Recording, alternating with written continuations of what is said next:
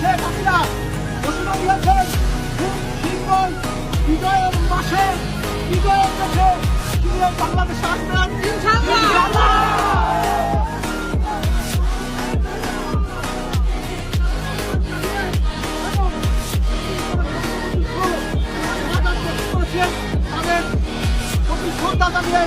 আপনাদের সকলকে ধন্যবাদ জানিয়ে আপনারা কোনো ভয় পাবেন না।